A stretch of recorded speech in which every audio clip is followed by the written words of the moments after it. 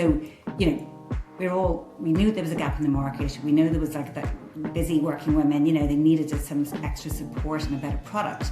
You just don't give up. Yeah. You just and listen to your customer. You just literally, it doesn't matter what happens, you just keep pivoting away until you figure it out. There's nothing that you can't figure out. Like every of investment in female health. That was which is just incredible to this day, right? Even we're 50% of the population and you've less than 5% of all medical research money actually goes into female health and female specific issues. So that's one thing we felt very passionate about. Welcome to this week's episode of Women Are Good Business, the podcast. I'm Sam Cooper-Gray, your host, and we have 3 founders today, and they are sisterly. Despite the name, they're not sisters, but they are a barrister, an investment banker, and a brand developer who, during lockdown, realised they were in supplement overwhelm. And they really wanted to build something that was evidence-backed and B Corp certified that could really help with some of the challenges they were finding and create a supplement that actually fixed the problem they were trying to fix. So please join me in welcoming the sisterly trio to the podcast. The sisterly crew, welcome to Women Are Good Business, the podcast. I'm very excited to have you here today. I'm just going to kick off, as you are our first group of 3 founders, to ask you to introduce yourselves to the audience, please. So I'm Jenny O'Connell. I'm the barrister of the group. I'm Aoife Matthews and I'm the investment banker of the group. It's like Spice Girls. Yeah. I'm Louise O'Riordan and I am a brand developer. Perfect, thank you. And given you have such disparate backgrounds, and I know this, but we'll say it for the audience, you're not sisters. Which, given the name of the product, I know is a question you get asked a lot. Can you just tell me a little bit about the story about how you started the business, what inspired you to start Sisterly and what it is? Yeah, so we all have very different backgrounds and we all came to this kind of, trying to solve different problems for ourselves around the world of supplementation. So my background, my job, I was really into sports like triathlons and things like that, and I had a little boy and I love a night out with these girls actually a lot of the time. So my immune system was very compromised. Like burning the candle at both ends would definitely have been something that would have been said about me a lot. And so constantly reaching for antibiotics and inhalers. So for me, supplementation was something I needed to introduce into my life to manage my health better, but I just didn't know what I should be taking, or the overwhelm was real for me. Yeah, and so as I said, I was actually in investment banking, but not really loving it after so many years, and always had a passion for nutrition. So I had the opportunity to do some nutritional training, and I did qualified as a health and wellness coach. And that was kind of when I was in my mid-40s, and I was also coming into perimenopause, as were a lot of my friends. And they were coming to me going, what should we be taking to support, this time of our life? What supplements? And, I was also taking a whole load of supplements. And even after kind of a year of studying, I really it was just so hard to figure out what we actually need as women to really support our body. In the meantime, we're investing in all sorts of bottles and pills and building up that shelf of supplements and then not actually taking them, because taking lots of pills is a nightmare. And there's just so much confusion and overwhelm. And we just thought there must be a better way for women to support their health that's kind of easier to figure out what we need. And then there should be better products designed for the female body. And then for me, when we first started, or just before we first started talking about this, I was running a private members club in LA. And I remember being on the roof one day and there was a guy hooked up to an NAD drip with one arm and a martini in another and sharing a conversation with his buddies. And it was almost like this big flex, each person sharing how many pills they were taking for their health and wellness stack. And I was just looking, going, is this the future of supplements? It's just getting out of control.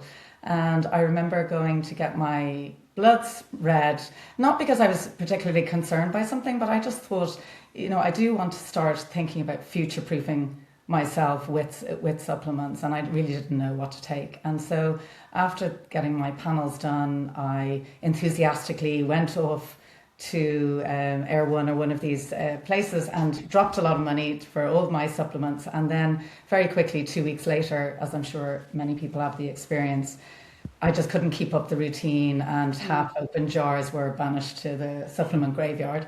And that's really where I just thought, God, it would be amazing if there was a one simple solution. And when we were having this conversation, we just all felt the same. I certainly couldn't take pills, so I knew for myself the powder element was going to be really important. And just through our shared conversations of what each of us were taking and what we found frustrating, we just had that shared frustration of how confusing and overwhelming the whole space was.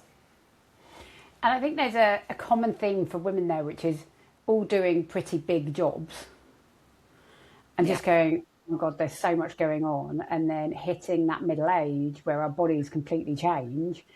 And as you said, Louise, then having no idea what is the right thing to do.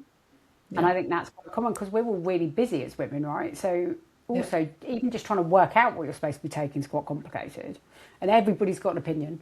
And God forbid you listen to everybody, because then you're not even paying any attention to what sits well with anything. You know, you've got these very savvy, worldly, high-achieving women who we've started to go into people's rooms and drawers and ask them what their supplement confessions are. And it's constantly surprising how many pills people are taking because they are just listening to too many sources. Yeah. So how did it go from, you obviously all knew each other before you started the business? Yeah. So how did it go from each of you having that separate lived experience to actually turning it into something? And what was that journey like? Because for a product like yours, my guess is there's quite a lot of research that's needed. You needed to back it up. Like how did you kind of go from, oh, this is a nightmare of supplements, to going, oh, we should do something together? Well, firstly, this was actually during COVID as well. I think, that kind of made things tricky, but also almost gave you some time to kind of think about it. And to make it a little bit more complicated, Jenny was actually based in Dublin, I was based in Madrid, and Louise was based in LA. So it was a really international kind of collaboration, and we're all kind of friends of old. But it took us a long time, when we did a lot of work preparation, and obviously, first of all, talking to women as to what the issues were. So we surveyed over 100 women, what do they need, what were they looking for. But to be honest, the most important thing for us was to build a team of experts. So, we knew there was a gap in the market. We knew there was that busy working women, they needed some extra support and a better product. But we needed the right, medical team, science team, nutritional team to actually develop it. So we spent 3 years, which, longer than we probably expected when we set out. But we said, right, this has to be, scientific based, evidence led, built by experts. So we brought together a team, a very highly qualified, experienced team who, with expertise in powder formulation in particular, and then female health, hormone health. We have a food scientist, a menopause specialist, physiologist. So a whole panel of experts, and said, right, develop the best possible product for women that is one and done solution. And this is our little sachet here, which effectively includes 23 of your essential vitamins and minerals to support the female bodies, particularly in terms of energy, immunity, hormonal balance, beauty, sleep, and so on. I believe you were taking it, Sam, are you? I am taking it, yes. I should have had one here, shouldn't I? But they're in the kitchen. So how did you, I really want to take you back to the room where one of you obviously went, this is a business. How did that happen? Because I think sometimes when you've got a business idea, to then just put it out into the ether. And then for two other of your friends to also go, do you know what, I'm at exactly the same place, especially given you were in different countries, on different continents, in lockdown. How did that come? I'm just fascinated by how that initial piece came together and how you then kind of divvied up what each of you did. So it was very much because of COVID. The conversation was, what in God's name are we meant to be taking? How much vitamin D are we meant to be taking? Did you hear that thing that you can't take copper and zinc at the same time? And, and if you're going to be, taking magnesium, what form of magnesium should be taking? We all had sleep disturbance. We were paranoid about our immunity. We were heading into midlife. And we were all connected again because of Zoom. So it was, Aoife had finished this course and Louise and I were peppering her with questions about what should we be taking? And it became so clear that this was, we all have a reasonable level of education. We should be able to figure this out. But your average consumer is so confused about supplements. And there really is a big difference between the good, the bad and the ugly. And they're not all the same. They're not made the same. And it's not as simple as just walking into a health food shop and saying, I need vitamin D. And there's one vitamin D there that everybody buys and it does its job. It's not like that at all. So we knew we had lived the experience of the problem. And Sam, you've made the point as well about busy women. I think, when you have the careers and home life and all the responsibilities, we're all too busy to sit down and go through this, the clinical trials to try and figure out the correct form of magnesium to be taking and the correct dose and the synergies of the nutrients. It's too much. So we knew the problem through our own lived experience. And it was more a case of, what happened initially was that Aoife is really good friends with my older sister. We were chatting about it and kind of saying, God, this is really confusing. Aoife, how after a year are there not more clear answers? Yeah. And then it was, I said, well, I have a great friend in LA who I knew when I lived there in New York working as an attorney. And she'll know exactly what's going on in the world of wellness.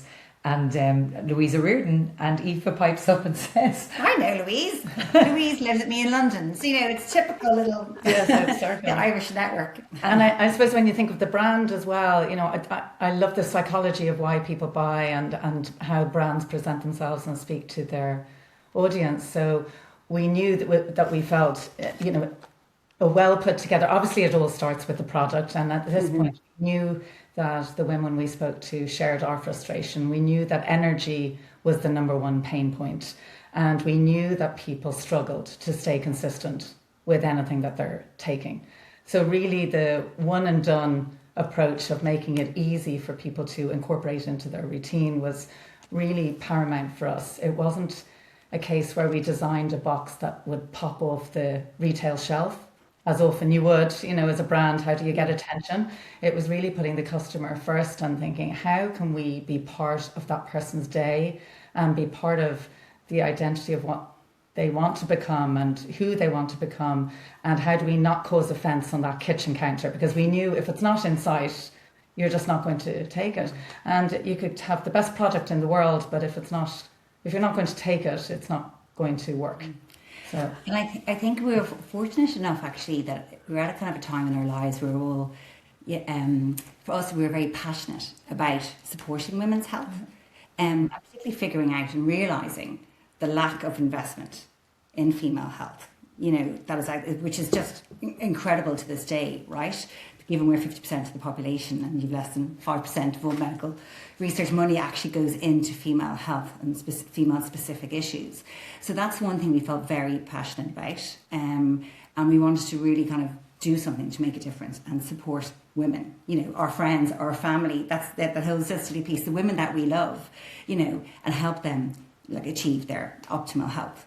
But one interesting thing about when we were talking about the start as well about, do we do this? There is a gap. We're passionate about it. What can we do? I actually was like, I'm mid 40s, 3 kids, coming from banking. Is this crazy trying to set up a business at this stage? And many people might say yes. But I actually went to speak to a professor of startups at IE Business School in Madrid, where I was living. And I asked him, is this crazy? And he said, Aoife, we love women at your age who've had the corporate career, you've done all the hard graft, you've worked and worked, and you're now at a stage where you know what you're passionate about and you know what you want to do. And he said, and the success rates they've been seeing from people who've had that experience, because there's no messing about. It's like, right, this is our goal, this is our aim, and you set yourself to it. And I thought, well, that was just fantastic. That was just a kind of real stamp, right? This is the right thing to do. And fortunately, we all felt the same. And you're building something for yourself that you're taking for yourself.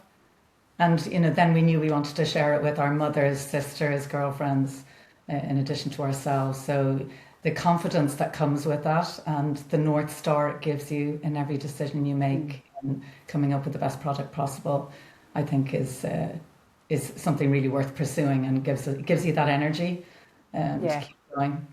And I think you're right. I think having the thing that you're passionate about, no matter what it is, and I think that passion for an entrepreneur is so key.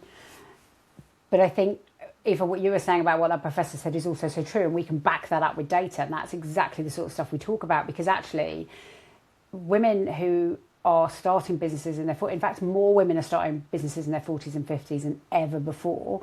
I was involved in a previous piece of research with noon.org, which is a company focused on 45-year-olds, women and upwards, by an amazing lady called Eleanor Mills, and she calls us queenagers. I think that is the best title for women our age ever. I love being a queenager. And we did some research with a bunch of female founders, and almost 50% of the women who had started businesses at our age were starting businesses to fix a problem for other women, just like you guys were. And so you've got all those skills, and then you've found the thing you're passionate about, and then you've gone off and done it. And it's interesting that you all come with such different skills. So that must be really helpful to you guys as founders.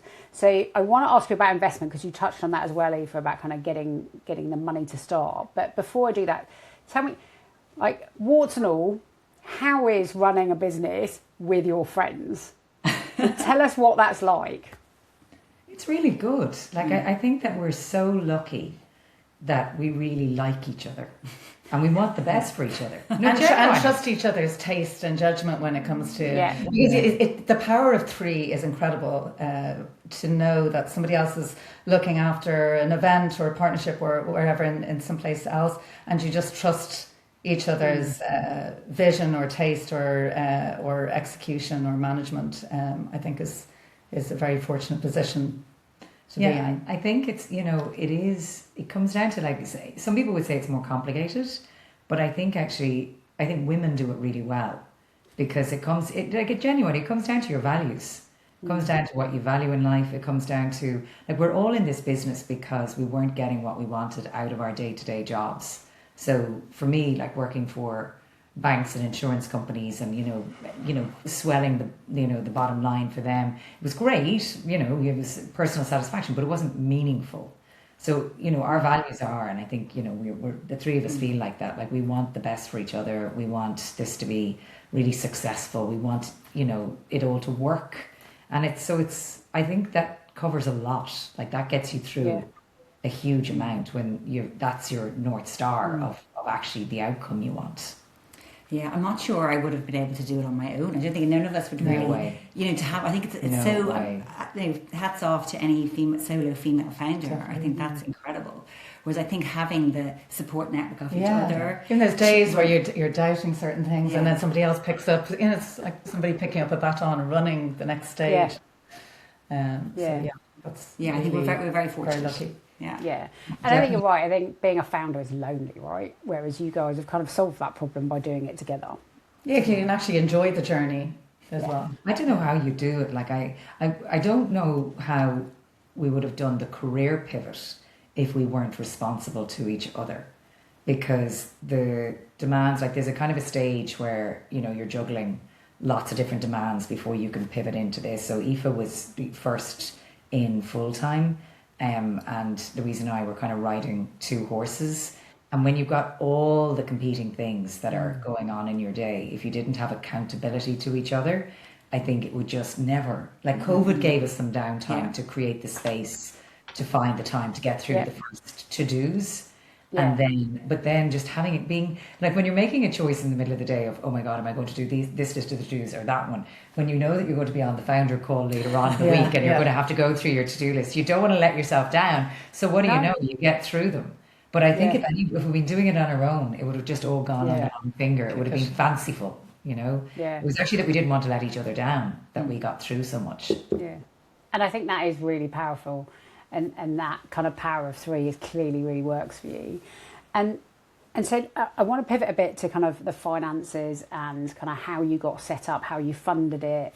Have you done an investment round? How was that? So tell me a little bit about kind of you talked about that career pivot, which is so important, right? Especially if you're starting businesses at midlife, because we all have a level of lifestyle that is funded by our corporate jobs that acts as a bit of a, golden handcuff. And then to pivot out, start something new. And I know, Aoife, you've already started with some of kind of retraining and re-educating yourself, but how have you managed to kind of do that pivot, raise if you have? What's that experience been like? Actually, it was, I think compared to some other stories you hear, I think we had a relatively easy ride in that. So, we put in started off with some, kind of our own funds to a certain extent. And then, we knew we needed to bring in investment, and we did a friends and family round.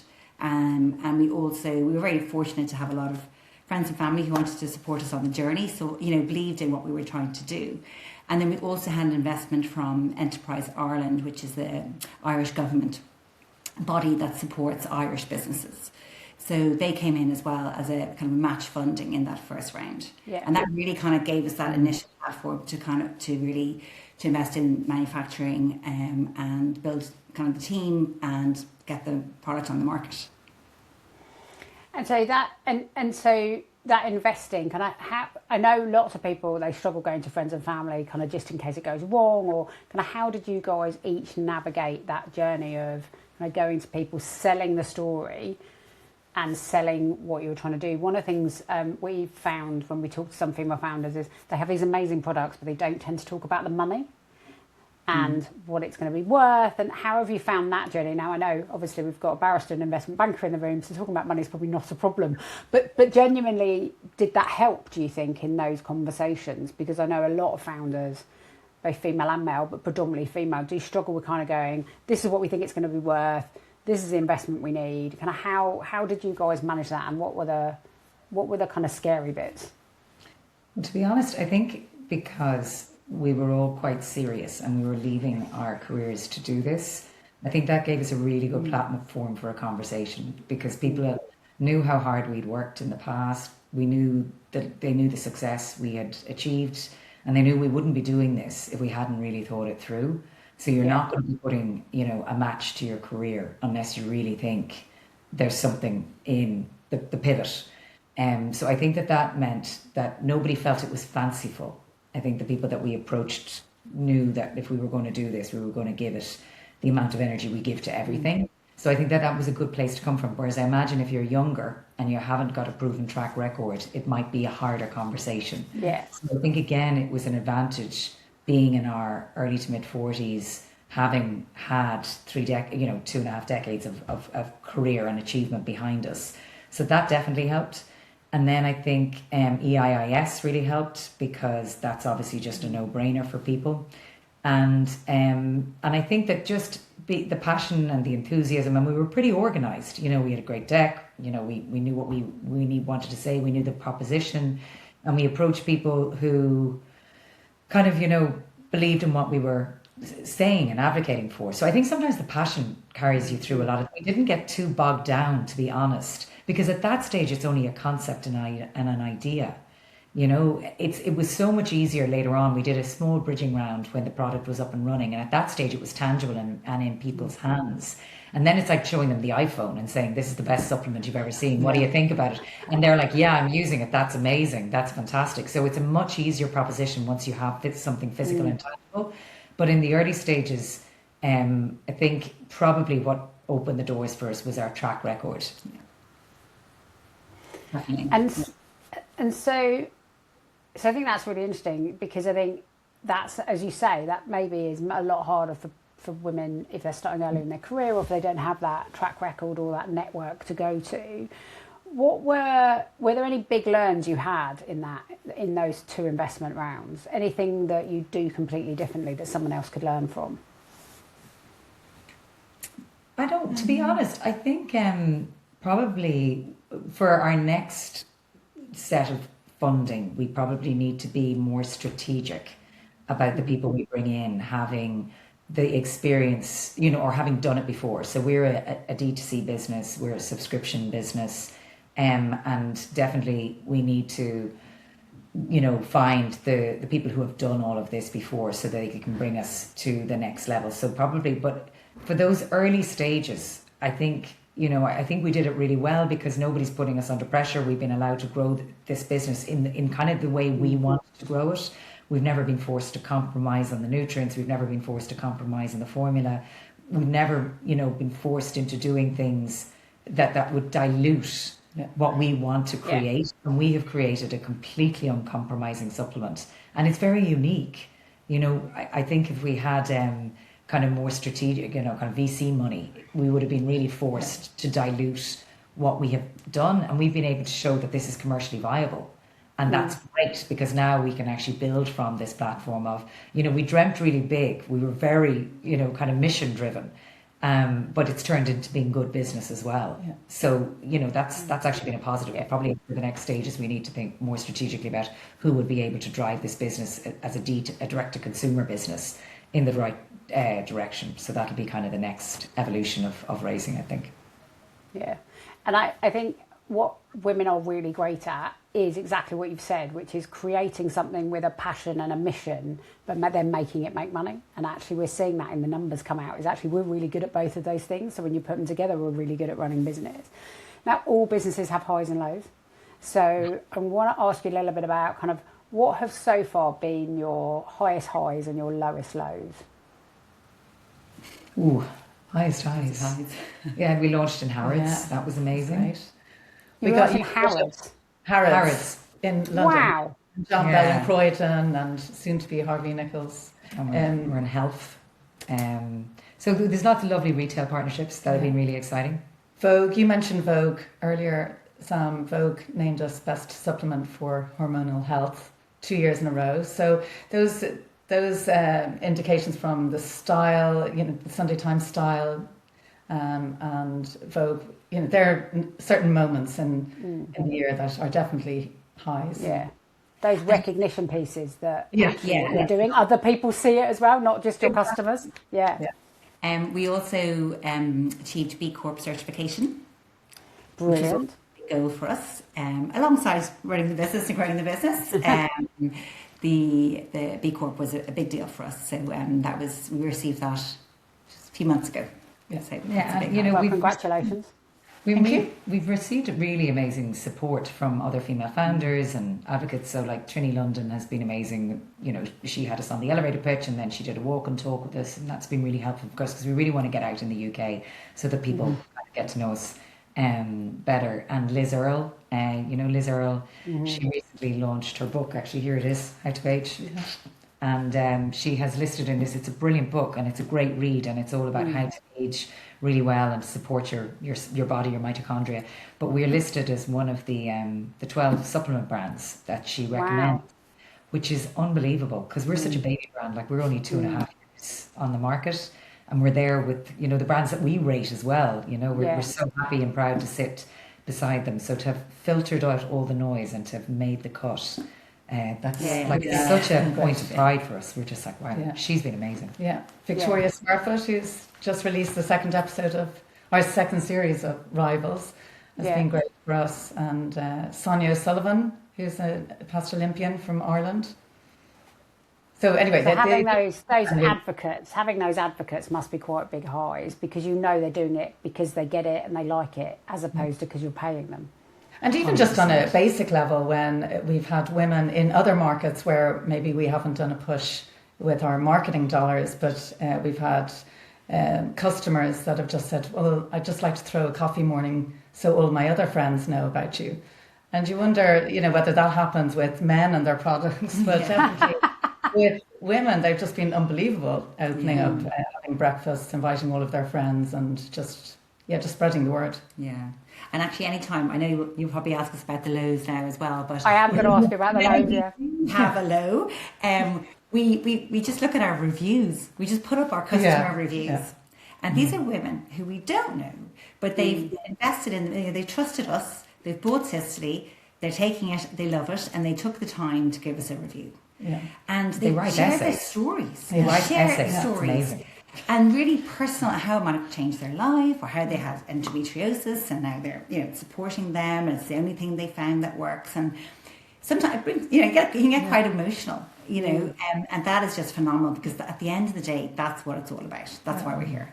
And a lot of the time they're talking about benefits that were not exactly what we set out to achieve, but that's what happens when all of your systems are working as they should in your body, and the list of benefits go beyond what we highlight. So that's been great. Yeah. So I am going to come back to the I know this is all very positive and amazing, and I love it. But the reality is, running a business is hard, irrelevant of who you are. So, and I love the fact that the way you cope with your lows is to go and read your customer reviews, because that's amazing. But how kind of talk me through some of the times where it's just been really hard. Well, we had one a few weeks ago where there was one retailer we were after for a while. It's been on the vision board, and then they came back and said, "Oh, we love it, and we're really looking forward to stocking you. So we've put you down for January 2007, or 2027." Sorry, and we're just looking at each other, going, "Really, it's so long." And just when you're, I suppose, planning things out and hoping for things to land at different times, but it is what it is. It's not a complete negative. It's there, but just a little further away. That's like the best branding. I can tell you're the head of brand, because that was the best branding of turning a low into a high. You've got the deal, but not till, oh my God, 8 months time. I love it. That is a skill. So well done, Louise, for that. I love that. Any other kind of challenges that you've come up against that you've had to kind of navigate your way through? Well, I think we had in the early days, I think manufacturing was a big issue. Mm-hmm. We were very clear as to what type of product we wanted to develop. It had to have the best form of each nutrient, the right dose for the female body, but it also had to be super clean. So we didn't want to have any added sugars, no preservatives, no flow agents, no synthetics, no nasties, as we call them. And that's actually really hard to do. And I think it was a bit of an eye-opener for us overall when we first went out, working with our early stage manufacturing partners who didn't really buy into that vision, and were trying to look for maybe the shortcuts, to get over the flavour of the nutrients, trying to put in sugars, sucralose, other sweeteners, to make it taste better, to make it easier for them to manufacture. And for us, that was a big no-no, big red flag. We're not going to do that. We're not going to compromise. So that was kind of a much longer journey than we thought before we actually found the right manufacturing partner who believed in our vision, and we made it work. But it definitely added on, I think, an extra year, and we had quite a few highs and lows during that process. Yeah. We were delighted that we stuck to our guns, and we ended up with a product that we're so proud of. But it would have been so easy just to kind of give in, after a year or two, to say, right, we need to get this on the market. But so it took us longer than we expected, but for good reason. Yeah. No, I remember one where it was away on a family holiday, and we had this extraordinary spike in sales. Like, who knew that everybody was going to run looking for supplements in July? Like, it wasn't to be expected that this massive spike in sales happened in June and July. And suddenly, at the same time, our then manufacturers ran into difficulty with the machine that they used to pack our product on. Yeah. And suddenly, we just were, they kept delaying and delaying when they said the delivery would be in. And then suddenly we realised that we were going to run out of stock. And it was funny. I remember there was kind of like, oh, maybe it'll look good that we've run out of stock. And we were like, no, we're not that kind of business. We don't do running out of stock. So yeah, that was so stressful. Mm-hmm. I remember sitting on the side of a dual carriageway in Portugal in the beating heat, not able to turn on the aircon because I was worried I was going to run out of petrol, on the phone to like different manufacturers in Wales and all over the place, trying to figure out how we were going to get that sorted. And that's the reality of Startup Land, is that you're doing everything, and if you're not doing it, nobody's doing it. And the family holiday went out the window, and you can't sleep, you can't concentrate, you can't focus on anything else except trying to solve. But that was kind of like very much in the early stages, and we're much more organised and set up now. That was kind of like in the first 6 months, but that was a real. I remember thinking, "Oh my God, we can't keep operating like this. This is just not sustainable. Like, please God, things are going to get more organized. But then it's really interesting. We put in systems, so we always have backups now, and we always have, we've everything worked out, so we know exactly what to do if something did arise. So these are just the learning curves of getting to the next stage in a business's development. But that was it was very stressful. And better to learn while you're doing the smaller markets, That was horrific. Yeah. I think everybody goes through that. I'm getting scared. I can tell, just going back to it, So I had to probe, but we found some lows, which I think just really helps the people listening to know that, because I think sometimes it's hard to really think back to those times, because I think we do block them out a bit. But you now run your business differently because of that experience of sitting on the side of the motorway in Portugal. So I think the reality is you get sent curveballs when you run a business, and it's how you deal with it that determines how successful you are. And then saying, right, okay, we don't want this to happen again. What do we do to make sure it doesn't? I've enjoyed this conversation so much and this journey. We're coming to the end, but I really wanted to just ask you, just to close out the interview, kind of two things really. One, which is kind of what is the future, what's next for Sisterly? And alongside that, kind of what, aside from having more than one manufacturer, what are your kind of biggest learns that you've found from the journey? Well, in terms of where we want to go, I mean, we have great ambition for the brand. We think there's such a need out there, so we want to reach more women. We're just really getting started. As Jenny said, we're 2.5 years on the market, so we're very well known in Ireland, but we really want to reach more women in the UK, into the US. We do export to over 30 countries, so you can actually buy online on sisterlylab.com. We really want to penetrate and just reach more women, support them with their health, and really become, a bigger brand than where we are today. A global brand. A global brand. And that, as important as the supplement itself is the community we're building. Yeah. So, there's so many great groups there, including, say, the Foundation of Women's Health, that are opening up conversations of different subjects that have been up till now quite taboo, and they're also putting money behind research that's needed for women's health and more solutions in that regard. So we definitely want a seat at the table at those conversations and continue to build an amazing community. Awesome. And the learns, what are the biggest learns you've had on your journey? You just don't give up. Yeah. You just and listen to your customer. You just literally, it doesn't matter what happens, you just keep pivoting away until you figure it out. There's nothing that you can't figure out. Like, everything can be sorted, but it just requires to keep at it. Endless energy being, pumped, and you'll figure everything out. Yeah. And we talk to so many people. We talk to everybody, anyone who has experience and learnings to share. And I know personally, I have learned so much. I think we all have. Of course, yeah. We've never run our own business before, so this is a real learning. So it's been exciting, fascinating, and I just think there's still, and hard work, but there's still so much more to learn as well. Yeah, absolutely. I think just keep talking to everybody and expand the network, always. Brilliant. And I think it's actually okay to do it your own way. While we speak to loads of different people, there are things that are important to us. Like, we're really conscientious about the way we do everything in this business. It has to sit right with our values. And that might not be the right way for other people. Other people might take shortcuts, and they might, but especially in supplements, we just think that is the right approach. It speaks to us. We don't compromise. We just do everything correctly. And I think that following our own North Star, I think is definitely something we've learned. That works out. Yeah. Especially when people are trusting you with something they're ingesting. I think, that responsibility that we're very aware of. On our box, we have, this is our packaging here, which you'll have. I'm very impressed, by the way, with your product placement in this interview today. You guys have done for that. Every opportunity. I love it. I know. I love it. So here's our little line here. We have for our mothers, sisters, girlfriends, and ourselves. And that is our North Star. So whenever any big questions or anything, we always come back to, who are we making this product for? And this is a product that we're giving our loved ones, giving our mothers, this has to be the best. And as Jenny said, we won't deviate from that. So that's what we always come back to that. Perfect.